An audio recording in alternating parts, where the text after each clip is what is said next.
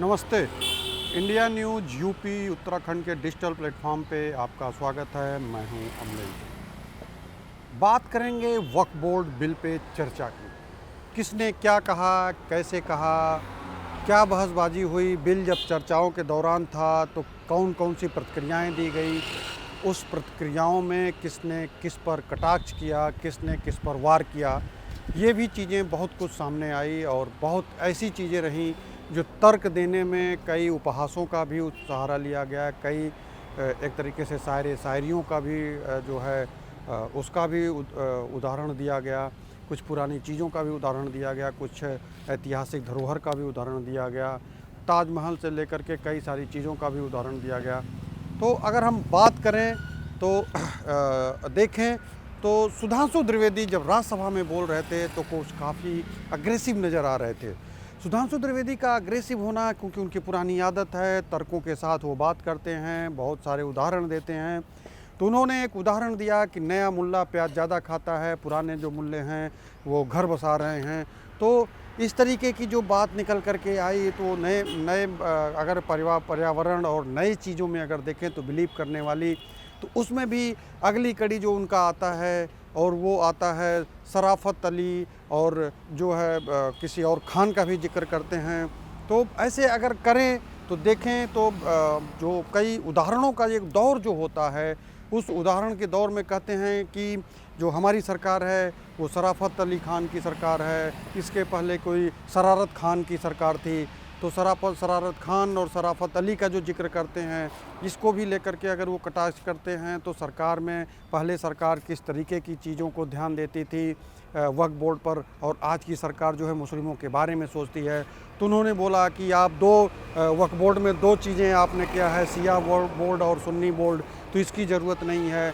मतलब एक तरीके से देखा जाए तो वो जो कटाक्ष की एक राजनीति है, आज जो कल प्लेटफॉर्म राज्यसभा के प्लेटफॉर्म पर थी, उसमें कई उदाहरण पेश करते करते ताजमहल की बात की गई। कहा ताजमहल पे भी आपने कब्जा कर लिया, या ताजमहल का भी उन्होंने उदाहरण दिया।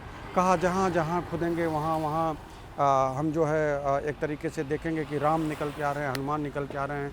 तो अब अगर जिक्र करें खुदाई का और मंदिर के निकलने का, तो वो भी जिक्र राज्यसभा में गूंजा।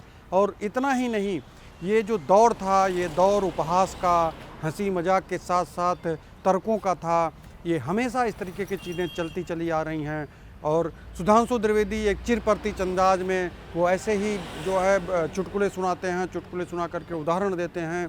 तो उदाहरण देने की जो इनकी एक शैली होती है वो बहुत दिनों से राज्यसभा में दिखी नहीं थी, या बहुत अगर कहें तो लंबे समय से इन चीज़ों का जो है एक गैप था सुनने का और एक दूसरे को सुनाने का। तो जो राज्यसभा और लोकसभा के गैप में वो चीज़ें दूर होती नज़र आई, और दूर होने का नतीजा ये था कि वक्फ बोर्ड बिल संशोधन बिल पे जब चर्चा हो रही थी तो उस दौरान अगर चर्चाओं के दौरान जो चीज़ें निकल के आई उसमें ये था कि हम तो सबको बसाना चाहते हैं, इन्होंने तो उजाड़ने का काम किया।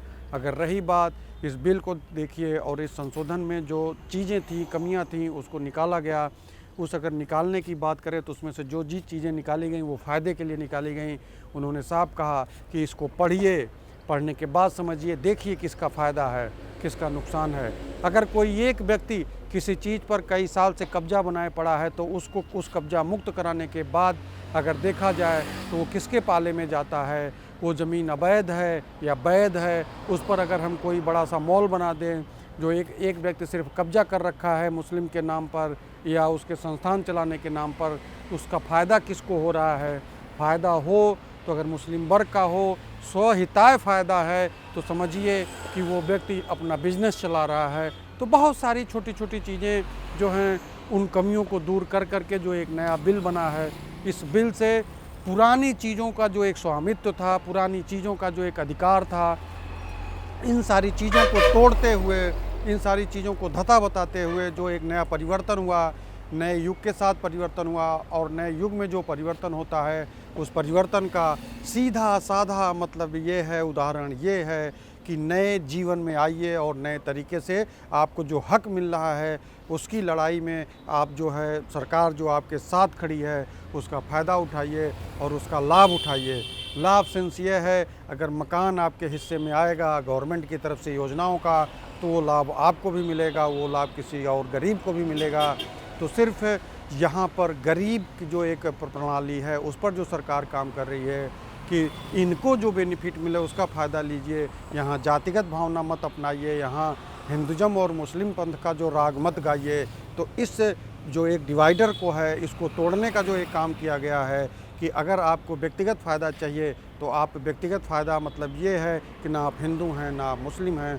सरकार की जो चीज़ें हैं वो जो है आपके गरीब और आपकी जो किस योजना के आप लाभार्थी हो सकते हैं उस कैटेगरी में खड़ा करते हुए अगर सरकार की सोच जिस तरीके से काम की है, उस जिस पथ पे चली है, वक्फ बिल बोर्ड में जो संशोधन हुए हैं, इन सारी चीज़ों को लेके संशोधन हुए हैं, उन संशोधनों के साथ जो एक नया प्रारूप तैयार हुआ है उसको बिल को पूरा पढ़िए और बिल को पढ़ने के बाद देखिए कि इसमें कोई कमी नहीं है, इसमें सिर्फ जिसको हक मिलना चाहिए उसको फ़ायदा मिलेगा।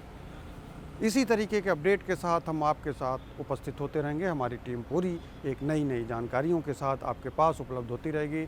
अभी तक की जानकारी के लिए हमें दीजिए इजाज़त। नमस्कार।